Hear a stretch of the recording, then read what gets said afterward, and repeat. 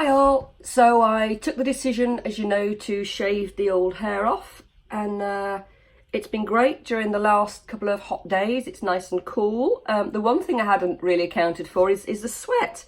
So sweat drips down and there's no hair to catch it, so it kind of becomes like a beautiful Niagara Falls.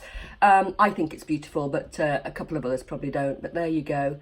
So my experience of having a bald head as a woman, because I've now become quite observant of how many men have bald heads, and it doesn't seem to be an issue. I'm sure it is, but for a woman I think it is different, and I'll explain why I think it is.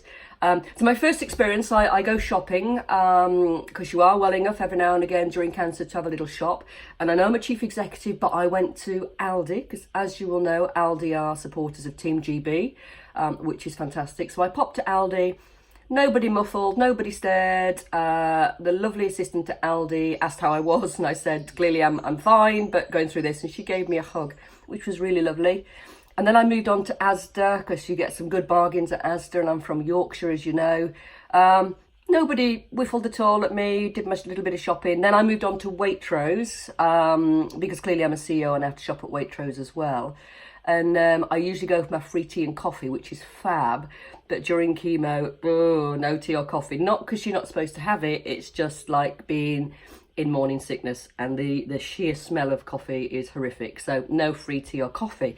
But anyway, the security guard and I had a good game. So as I walked in, he followed me to the first aisle, and then he decided to follow me to the second and third aisle. So we had a good game of hide and seek, quite frankly. I won, clearly, because I'm competitive, but that was an interesting experience. Didn't upset me. I just thought it was quite interesting. I've been to Waitrose for the last 7 years and never had a security guard follow me. But there you go, bald head. However, on the really positive side, we took the girls to the skate park down in Northampton, an absolutely brilliant skate park.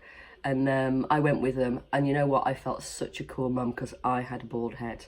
I was so cool. I went and sat with all the dudes, the guys and the girls, and I lasted about 10 minutes because I felt so sick with the chemo. But me and my bald head, I was so proud. And then I went and sat in the shade, felt sick, and had to come home after about an hour. We came home. But anyway, it's interesting how different parts of society accept you, welcome you, talk to you, or ignore you, or brand you as something completely different. And as I say, it's been interesting. I had a meeting this week with some colleagues in Birmingham ready for the Commonwealth Games, and I decided not to wear my wig because it's just too hot. And you know what? This is just where I am at the minute. And I walked in, and the two guys were both bald, and it just made me feel so welcome. And I just giggled when they said, "How are you?" I said, "I feel really at home," because it has been worrying me a little bit. Because if you wear a wig, I feel like I'm covering cancer up. And if I don't wear a wig, I feel like the whole conversation is about cancer, and I want it to be about work. So it's quite a complex thing to go through, but I'm just going with it as it is. So there you go. If you are going bald like me, and if you have to shave your hair off through cancer, go through Waitrose just to play that game with security guard, because you can win. All right. Have a good day. Speak to you soon. Bye.